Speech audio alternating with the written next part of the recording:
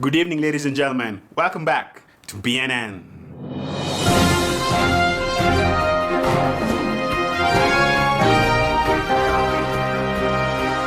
On 16th November, BBC Africa aired a documentary about women being trafficked for sex purposes from East Africa and Nigeria. Tonight, Africa Eye exposes a sex trade network that traffics women from Africa to India.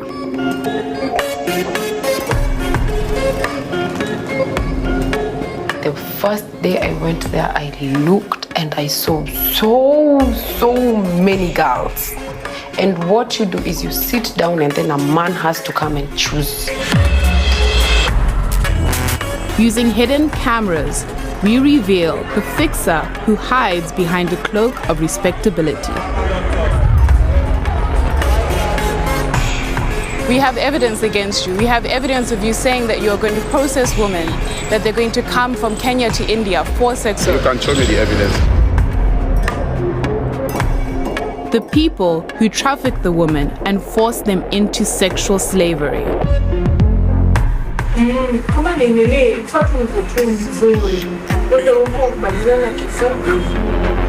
And the African sex workers who are treated like merchandise and live and die outside the protection of the law.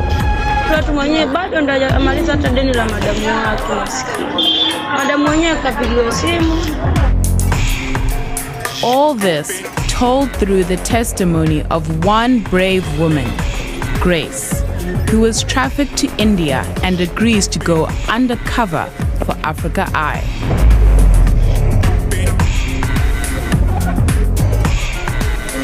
I don't want anybody else to go through what I went through. And I want this whole thing to stop. We go inside a sex trafficking network that brings women to India to satisfy the demands of African men.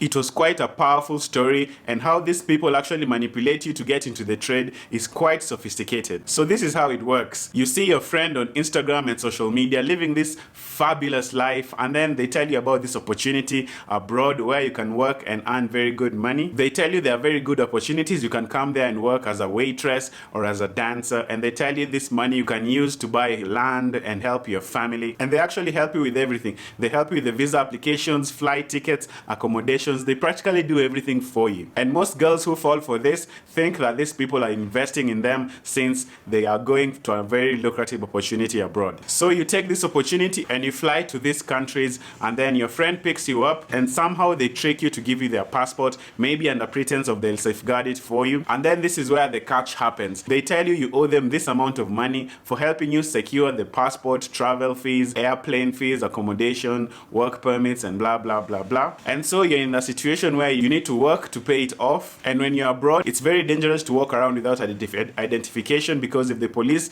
catch up with you, they might declare you're an illegal immigrant and they might deport you. So these women are forced into this business. It is quick money and easy money, but you give up your body in return, and by the time you're done finishing paying off this debt, you've been used, your body is tired, you might have mental problems, maybe you abuse drugs to keep doing this business, and by that time you're totally spent. And for the girls who actually survive in this industry, if they didn't commit suicide or caught a disease, when they finish off paying their debt, this trafficking system gets even more interesting, as these girls themselves that were being trafficked end up being madams and traffic girls themselves, as they've seen this is a way to make money. So they lure their friends from their countries to come to India or any other country to do this business. As I was researching this story, I found a Kenyan who lives in Delhi, India, who was willing to talk to us on the channel and let us know his experience, because he said he knows these girls and has been to these kitchens in India and he knows exactly what happens. I really had a lot of questions for him and I sent him a WhatsApp message, and he was very gracious to tell us his story and what he knows about these sex trafficking rings in India, Delhi. Yeah, we know some of the girls. I mean, at first perspective, you meet them like you are foreigners in a nation land. So sometimes you meet, and when you meet a black person, in a foreign country, then you can figure out maybe he's an African or luckily it might be a person from your country, probably Kenya. So, and most of the times when you see a wristband with the Kenyan flag on the hand, probably you know that person is a Kenyan. So one time it happens when I meet Nadem, then umeona wristband kwa mkono, so utammeet umwambia hey, vipi ni aje habari, then you get the reply. So that's when you know she's a Kenyan. And what comes on your mind at first is that probably she's a student, because you are okay. We are here because we are students. Some of us are in scholarships, some of us are self-sponsored. So anyone you meet, what comes in your mind at first is that he or she is a student. But knowing each other, probably you exchange numbers. Oh, can we have a drink? Yeah, meeting and stuff, you know, teenagers and stuff. Maybe it's about your age. So kuna point of interest hapo, so muta have lunch, then you talk one or two things. Where do you live? What do you really do? Which school are you in? Then at that point, you realize there's much you need to know. So probably this from a scratch is like they are here in India, yes. And if you don't know, they are not students actually. So when you think out of 10 people you meet, probably 8 to 7 are girls.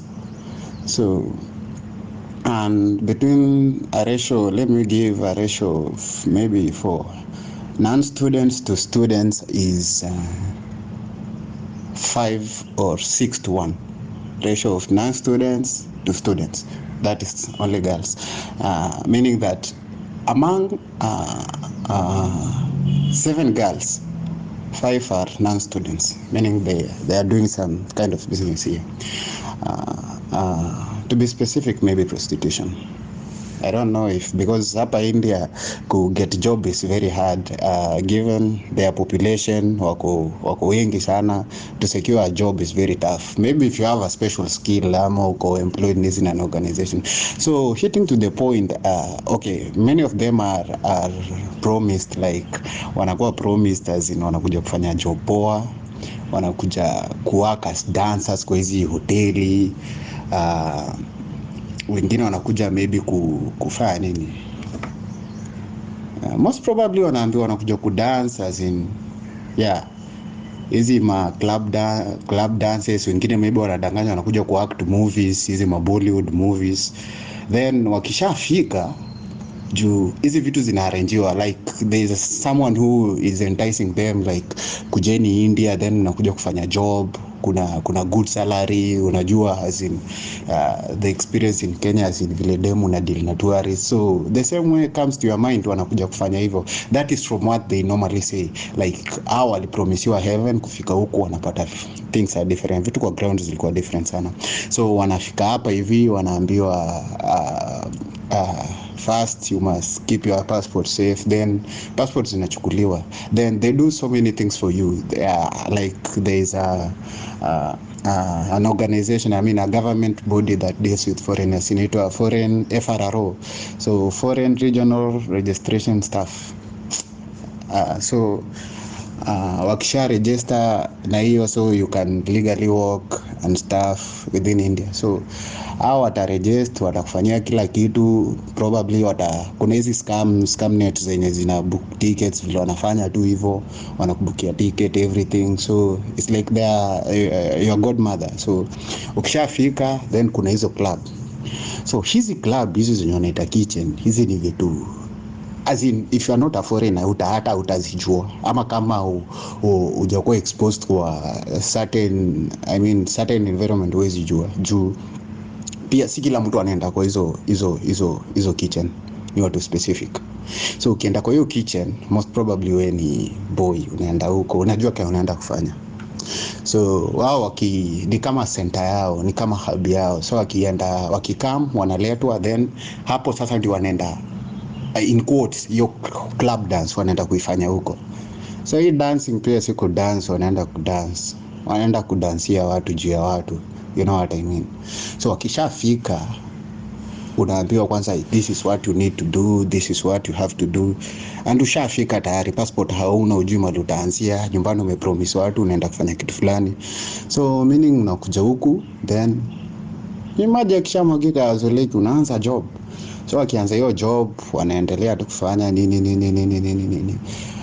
Besides kuwa na wasi wa Afrika huko wenye wako na manja zao juu, most probably huku prostitution is not that encouraged so much in so many parts, like maybe say South India is not so much experience, but hizi North Indians iko, lakini pia ni expensive kwa hawa Africans juu hawa Hindi bus zao ziko juu, as in prostitution kwao ni expensive kidogo. Wakiona foreigners wanaona nikaa kuna pesa mingi, so they will charge more. So wakileta African na vile kuna African experience, so it's a good business. So wase an African atakubali ku travel so long to reach the kitchen to satisfy. So that's how that thing is, I mean, ina grow. So wakifika hapo hivyo wataenda msee analipa, then there's these cartels hawa kina AD and stuff vile wameitwa hapo hivyo wako. So many business zinafanyika, so hiyo ni prostitution tu. So many business zinafanyika huko. So hawa say wata control, watafanya anything, wanajuana na makarao. Police ndio wanajua hizi kitchen ziko, lakini they will never touch it. Ziko protected, ziko situated in some places where no one would find it. They don't open this kitchen for anyone. They just don't open for anyone. Before hata uingie, kuna msee anakuona mahali, anaona kuna msee fulani ameingia. So by the time unaenda hata kuringio bell, washajua ni mtu wa aina gani anakaa. So hawezi fungulia tu mtu yote. So wakiingia hiyo kitchen hapo nini, so hapo msee yote ana select tu. Na dem ana objection juu. At the back of your mind you know what you're going to do. So dem atafika hapo hivyo, ambiwe iko hivi na hivi, so you bargain. And the main objective, hakuna demo hana right ya kukataa ati msee atachacha how much. Pia wase wameambiwa minimum unaweza pata hapa maybe ni kao ama ni 500 rupees. 500 rupees into dollars ikipanda sana ina maximum ni 72 72 rupees equal to $1. And let's say 1 rupee is equal to something like approximately 1.5 shillings. So akipewa tao, hiyo ni kama amepatiwa 1400 Kenya shillings, of which shot moja 1400 Kenya shillings. Iki compare na prostitution ya Kenya I'm laughing but it's so sad. Okay, iko juu kidogo, lakini compared to the life ya huku India manze ni kidogo. So it's like you have to do more. Like kesi ya udem, she had to raise 270,000 rupees. Hiyo ni domob, hiyo ni 2.7 lakhs. Ni domob sana. Provided that inafaa ulipe rent, transportation, nini, food and stuff. Inafaa pia buy makeups, nini, you need to look representable. I mean, inafaa tu kuwe mrembo, madem ndio attractors mse. So inakuwa ni kama torture. Juu ama dem wanaliwa kila siku, alafu ni stress. So unapata wengi wanatumia drugs. At a point where wengine pia wana have to, I mean they have to work out themselves quick. I mean to get rid of this shit, as in warudishwe passport zao. Sasa mtu atawork hard juu si kitu ya kufurahia, jua there's no way turning back juu umechukuliwa passport. So kitu ya kwanza ni if umechukuliwa passport, ukikutwa na gava ya India, hiyo ni noma. So utashikwa, na ukishikwa cells za huko India ni very very very harsh. So ukishikwa hiyo ni either ulipe fine ama udeportiwe, na ni process nyingine tu harsh. So kuliko hiyo dema go through all that, so itabidi tu work a way out. So inabidi tu dema amefanya nini, ame comply. So hivyo ndo anaanza kuji involve na history ya sex nini. Yeah, that's how it is. And hii stuff happen in Delhi, na hii expose tu iko kwa Delhi. Sasa kuna place kama Bangalore. Bangalore iko na madem wengi sana. Hao wameonyesha tu sijui ni wasichana 3 4. Hiyo ni kidogo, hata ifiki sijui, yani ifiki hata quarter mademu wenye anafanya hii business, na hawa ni wa Kenya, na wa Tanzania ndio wengi kushinda wa Kenya. Na ikiwa sasa Bangalore unakutana na demu mmoja anakuambia unamwambia ni aje poa, sikuwa na imagine Bangalore mko wengi hivi, then the guy tells you no, we are so many in our troop, we came 70 of us, but your distributors are in various parts and they do work every day. Hadi demu anakulilia tu anakuambia man, say life ni hard, but we don't have to be crying every day. You need to work yourself out to pay the debt, ulipe mam nini alafu ujitoe kwa hizi mangore. So it's like, first thing, they use drugs. Wanatumia drug, they use drugs so much. You find that teenage girl so young, but she's using drug. And the thing is, like, if they go to the embassy, there's nothing the embassy is doing. It's like the embassy is knowing these cartels and they are not doing anything. They're not doing anything. It's so sad. Like last time there was a girl, she was crying at the embassy, saying that her mom is there. She's the one who brought her there, but there's nothing the embassy will do. First of all, the embassy even tells, don't come to India if you don't know what you're coming to do. The people are warned, but sasa people do not listen. As in zile mashida ziko Kenya na hii gava vile inasumbua Kenya, as in the youths, they don't have jobs. So hata ni ngumu sana kukataza mse, you don't have to come here in India, do not get a job, or if you are coming to India, you're coming to do prostitution. It's very hard. Na mse ampata green passes, mse ameambia ukikama India utafanya hii na hii. People have to risk and try. But sasa mse anakuja, it's all the same, kosa job na it's all the same. So mse anaamua tu mbaya acha nijaribie mbele. Maybe it's a luck or maybe it's not a luck. So wanakamu hivyo. Watu wanaumia, mademu wanalia. Wengine wana commute suicide. Wengine wamechukua drugs, sasa hadi wameaccept your life. Unapatana na mtu na unaambia unaweza rudi Kenya. Sasa nirudi Kenya kufanya nini? Hiyo process ni ngumu. Sasa acha tu niishi na hii life mali tutafikia ni hapo. So most of them have accepted themselves that they are prostitutes in India, and that's how the life is. So pathetic. And sasa, like a person like me, okay, I feel so bad about it. Okay, what should I do? I mean, the only thing I can do maybe is to some people that don't come to India, please, this shit is happening here. So what you have to do is just don't come to India. But there's nothing you can do. Even the government itself, it can't fight it. You see, it cannot fight it. Everywhere in the world there's human trafficking and they're trying to stop it, but nothing is happening. I mean, the rate of stopping it is even much lower than with the rates there of human trafficking growing. So inabaki kuwa inagrow sana. So India is a very large country, and it may happen in Delhi, and given that in every state kuna African ladies being transported, I mean kuna human trafficking in every state.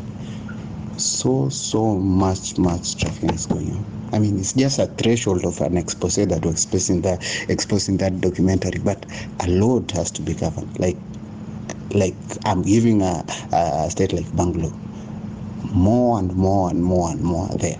Prostitution is like no one's business. I mean, it's there. There's a state called Goa. Everyone goes there. It's like a paradise of India.